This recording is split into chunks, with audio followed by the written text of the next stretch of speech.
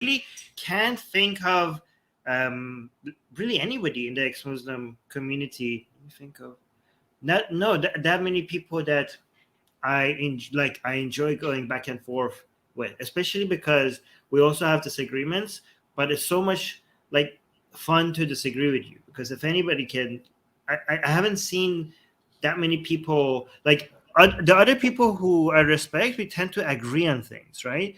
But I don't see that many people who I disagree with but challenge me, right? But you challenge me, so I really appreciate that.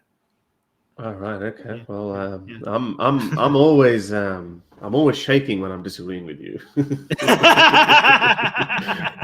I'm like, I'm gonna say something. What if he finds a loophole in that, and then he's just not gonna let it go. Then I'll have to just change my opinion, which is fine. No, but It's fine, but it's just, but it's just, it's fine, but it's just because we do everything out there in the open. Like, remember that? What was that thing that when I just? Oh yeah, the MBS one. So that was like, yeah, like it was a major screw up.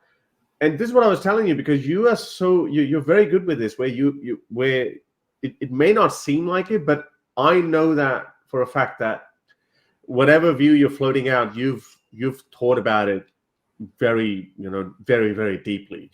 Where sometimes, because I'm most of the times I'm winging these news stories, and sometimes like I'm just in that moment I might think about it. Like, for example, with the MBS story, I just didn't think about all the other things. I was just like, oh, I got carried away with that particular story at that very point. But then like that was the cause for embarrassment. But that's okay. Well, I mean, the way I look at it is, I try to look at it, is that instead of looking at it as an embarrassment if somebody proves you wrong, is that it's actually disappointing if you are the right one, okay? Because if you are the wrong one, if I am the wrong one, for example, then I learned something new. I mean, I know it's cliche and cheesy to say that, but technically the most interesting times, like, if somebody defeats you in an argument, that should be exciting. Like, I know, like, emotionally it's hard to get over the fact that, oh, in front of everybody I was wrong and that person was right. But technically, like, you expanded your horizon, which is good. So I don't know. I don't have that problem with that. Like, for example, when I came with you and when I talked about it, initially I think I was defending my position, but then I knew with each passing sentence, I knew it was becoming indefensible for me.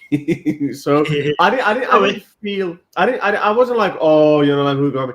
Like, maybe if your own ally gets you or highlights a flaw in your argument, I actually didn't feel. But I would like to be like, if we're keeping score, I would like to be like, oh yeah, I've got one up on it. It's just healthy. It's not like. By the way, like, for example, I think you couldn't convince me on whether I should or I shouldn't try to get Ali Dawah cancelled from hearing this university. So I think I held pretty strong. Okay, cool. I had a pretty strong argument in that case, so I still stand by that. I know that it is a bit of a slippery slope when we're talking about cancelling. I understand that, but anyway, I think we'll be talking about so many things where we can disagree. Let's get back to that. Let's get back at some point if you're interested. Get my best-selling book, Why There Is No God, for free. Click on the link for it in the description.